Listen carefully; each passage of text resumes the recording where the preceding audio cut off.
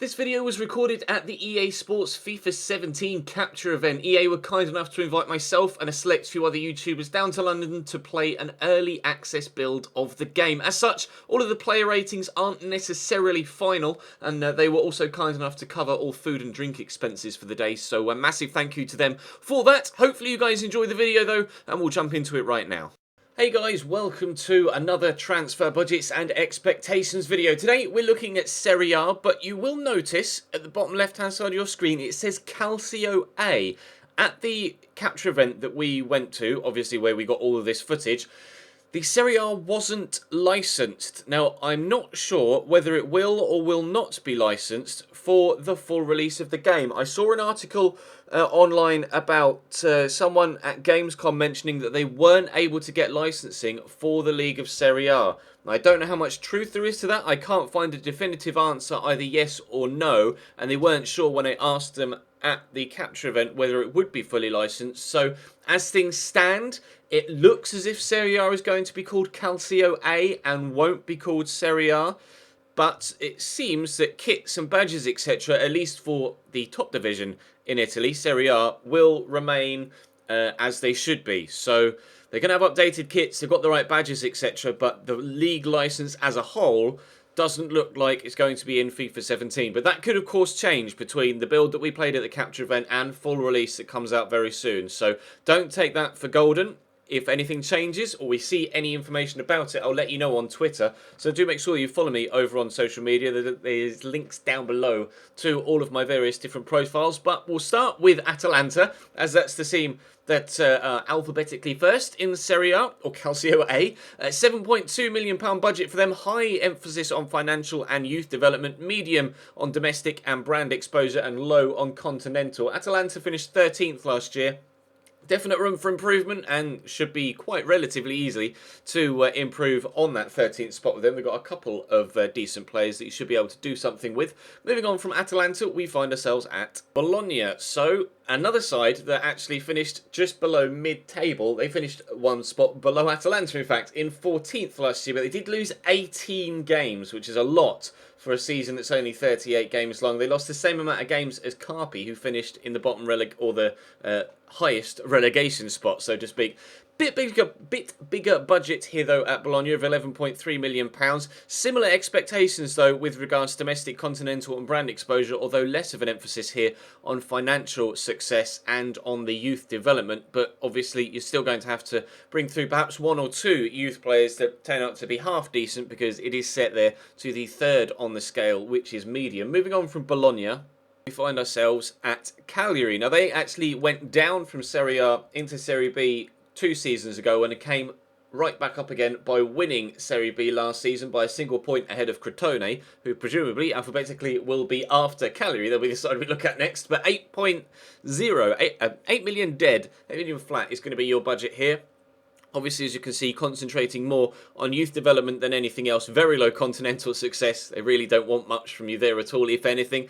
But medium domestic success, they'll want you to finish probably just below mid-table. Kind of a respectable mid-table finishing position expected from the Cagliari board, which is achievable. You've still got players like Marco Sau, I believe, is still at Cagliari. And of course, anybody with lightning pace and a half-decent finish is going to be decent in FIFA, even if they aren't necessarily prolific in goal scoring in real life. So Cagliari are a side you could do relatively well with if you're able to, bring in perhaps a couple of key individuals. But moving on from Cagliari, it's actually not Crotone, it's Chievo Verona, a side that actually finished 9th last year. Very good season for them. High expectation financially, though, and a very small transfer budget. It will be quite difficult, I would have thought, with the Chievo squad, or Chievo Verona squad, to be able to keep them in that top half of the table. Some better sides that finished below them in the league last year, but still, it is achievable. If they can do it in real life, then you can do it with them on FIFA as well. So best of luck to you if you do decide to take over at Chievo Verona, but you will have a little bit of trouble when it comes to actually having some money to splash in the transfer window. Moving on from Chievo, we do now find ourselves at Crotone, who finished a single point behind previously mentioned Cagliari in Serie B last season. They had the best defence in the entire league, and as you can see here, no real emphasis put on anything other than financial security. So £4.4 million as a budget really isn't much, and the side isn't that strong, but you should be able to keep them up. I would have thought it might be a struggle, but if you're half decent at the game and you're playing on, the relative difficulty setting for your ability, you should be able to keep Crotone up Season 1, and then heading into Season 2, you should be able to push a little bit further up the league. So Crotone, a challenge, one of the biggest challenges in Serie A or Calcio A next season in FIFA 17. Moving on from Crotone, we find ourselves having a look at Empoli, perhaps almost definitely overachieved last year. They were in 10th as a finishing position. They were a lot higher in the league earlier on in the season, I think, or that might have been the year before. They definitely started either last season or the season prior to that really, really well, and were in like the top 4 for the first few weeks, but finished 10th overall last year. Small budget of £4.3 million. Half decent squad, but critical financial expectations and very high youth development as well. So you're going to have to concentrate on a lot of off-the-field stuff here to try and be successful at Empoli, to then maybe obviously in future seasons have more of an emphasis put on finishing position. But if they can finish 10th in real life, similarly to Chievo, if you're playing at the right sort of level, then perhaps you should be able to replicate that in FIFA 17 in career mode. After Empoli, we find ourselves at one of the larger sides that we've looked at so far, Fiorentina. Bit of a sleeping giant, so to speak. They've been a very good side for years, but haven't recently really achieved what the squad has promised that it could do. A number of good players have come through Fiorentina and left in recent times as well, so high domestic success is on the agenda though. They finished 5th last year, just 3 points off Inter in 4th, although I believe there were only 3 spots for the Champions League in Serie A, aren't there? So they were actually 16 points away from Roma in 3rd. So there's a lot to be done at Fiorentina. But a £16.7 million budget and a strong squad is leaving you with a good position, a good starting position if you want to take over at Fiorentina. I do love their purple home kit as well. Absolutely gorgeous kit. Looks better without the giant Mazda symbol in the middle of it as well, as far as I'm concerned. So enjoy Fiorentina if you take over there. There will be some expectation of you, and you will have to do quite well, but you should be able to do quite well at Fiorentina, as they're a side that should be performing in the upper reaches of Serie A. Moving on from them, we find ourselves at Genoa. And they are a side that is just kind of your run-of-the-mill mid-table side in Serie A. Never seem to achieve anything, never seem to really get threatened that much with relegation. And as you can tell, medium domestic success, middle of the road as well. £8.7 million budget, high financial expectation, as you see a lot of times with these kind of mid-level and lower-level teams. But you should be able to get yourself into mid-table with Genoa, and you should be able to perhaps push on maybe towards a Europa League spot in Season 1. But I'd expect you to be able to achieve a lot more a couple of seasons into a save with Genoa once you've been able to build up some sort of decent financial backing. But after Genoa, we find ourselves looking at Inter. So as you can tell, big budget here, the biggest side we've looked at so far in Serie A. High domestic success, high continental success, critical brand exposure, and low financial medium youth development. Now, last season, they actually recovered a little bit. The season before last, both Inter and AC finished outside of the European spots. Inter were able to get themselves up into 4th last season in Serie A. I think under Roberto Mancini. Is he at Inter Milan? I think he's still the Inter Milan manager, isn't he? But they finished 4th. They got a decent sized budget there of almost 34 million. The thing I'm surprised with is the club worth. Only 424 million. I expected much, much more from a club the size of Inter, to be completely honest. I expected them to be over the £1 billion mark, but clearly, evidently, they are not. So, Inter are a side you should be challenging for Champions League positions for. You should be challenging for European glory with as well. Fantastic squad at Inter Milan. I am contemplating doing a series with them this year on FIFA 17 for a Serie A save, although it does heavily depend on the licensing thing as to whether I do actually do a Serie A save or not. I might end up streaming a Serie A save if there's no licensing. We'll just have to wait and see. But the next side we look at is arguably the biggest in Serie A. Juventus. They've won 6, is it, Serie A titles in a row now? So they're looking rather strong. Of course, they've lost Paul Pogba, but they've brought in Gonzalo Higuain and Miralem Pjanic, and Dani Alves. So they're looking pretty damned good. Juventus are going for a 7th Serie A title in back-to-back years, and I would fully expect them to do that in real life, and of course fully expect you to do the same when you take over at Juventus in FIFA 17. They're going to be the most popular Serie A side by a mile, understandably so, and they're going to be the most successful Serie A side by a mile, and understandably so. A side that haven't done as well as they should do, though, are Lazio. You can see here high domestic success, and everything else is set to medium. A £16.5-ish million budget at Lazio, and they finished 8th last year, and Lazio are a side that should be finishing higher than 8th in Serie A. They have a lot of history, and obviously, as the biggest rivals for Roma, there's a lot of emphasis on their success domestically, both intercity and just in the league in general. The Stadio Olimpico is a wonderful stadium, and Lazio obviously have had a number of good players play for them throughout the years as well, and they shouldn't be finishing 8th. They just should be finishing a lot higher than that, Lazio. So I would expect you to turn them around if you possibly can and get them higher up in the league and into European competitions, and then maybe challenging for a Europa League win perhaps at Lazio if you decide to take over at arguably and probably the smaller side in Rome. Apologies, Lazio fans, but that just kind of is the case. And despite what Inter fans might say, Milan are definitely the biggest side in Milan as well.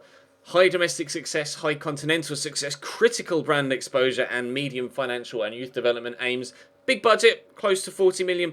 Again, though, the club worth is a lot smaller for the two Milan sides than I expected it to be, especially a club the size of AC Milan. Honestly, they're one of the biggest sides in Europe, but yes, they've been underachieving recently, but surely that doesn't affect their club worth unless they're in some sort of financial difficulty, which I don't think they are. If they are, then do let me know in the comment section, but I don't think they are. They have a fantastic squad at Milan. Obviously, I did a series with them recently in FIFA 16, and we did very well with them, and obviously, as such, I won't be doing a series with them in FIFA 17, but they will be a popular choice for fellow career mode YouTubers and, of course, you guys playing at home as well. So I do highly recommend that you pick up AC Milan as your first save, because they're extremely fun to play with, and if you can do something in the transfer window with that 37 to 40 million pounds, then I would probably expect you to do quite well with them as well. They finished 7th last year, which is just not good at all for a side the size of AC Milan. You should be finishing Champions League spots every single season, if not challenging for the league title every single season, although obviously the dominance of Juventus has had something to say about that over recent times. But Milan are the second biggest side in Italy as far as I'm concerned, behind Juventus, and you just should be doing better. You should be winning trophies at AC Milan. They just haven't been doing that in real life recently. And another side that should be, winning trophies season in, season out is Napoli. They obviously sold Cavani a few years ago and replaced him with Gonzalo Higuain and didn't really see too much of a drop in form. Now they sold Higuain to Juventus. They brought in Milik from Ajax, the Polish striker, who seems to have settled in okay. Scored a couple of goals midweek in the Europa League, but I don't know how well Napoli are going to do in this upcoming season. They finished second in Serie A last year and had a very, very good year, thanks, of course, to the exceptional form of Gonzalo Higuain. And Lorenzo Insigne actually had a very good season too. But we'll have to wait and see how Napoli do this year in Serie A. Great squad though. They managed to keep hold of Koulibaly, the centre-back as well, which is a big asset to their defensive line. And they've still got players like Pepe Reina in goal, etc. So there's strength throughout the squad, and you should really be able to add to it with £34.5 million. So I expect you to be in the Champions League positions again with Napoli first season and competing for a semi-final spot at least in the Champions League. They haven't done that in real life, but with the squad available to you at Napoli, you really should be pushing for that, especially considering Serie A teams need to do better in Europe, similarly to English teams in recent years as well. But Napoli are definitely a squad that you could do that with. They scored the second highest amount of goals in the entire league last year with 80, only 3 behind Roma, and they scored 5 more than Juventus. But again, that's probably down to the form of Higuain. If his replacements can do the business, or you can find a replacement to do the business in FIFA 17, then you should be able to do very well with Napoli. But after looking at a number of high-flying clubs, we're back down the bottom end of the table. Palermo finished 16th last year, only a single point above Carpi in the third relegation position, and only above Udinese on goal difference as well by minus... Actually, no. They finished. Oh, it's done on head-to-head, isn't it? In Italy and Spain, it's done on head-to-head. I glanced at the league table next to me. It says -27 for Palermo and -25 for Udinese. So Palermo must have done better against Udinese in the games they played them to finish above them in the league. So they were even closer, perhaps, to relegation than initially thought. But £7.2 million is the budget you have there. Low expectations in the league and in Europe, and medium for the off-field stuff.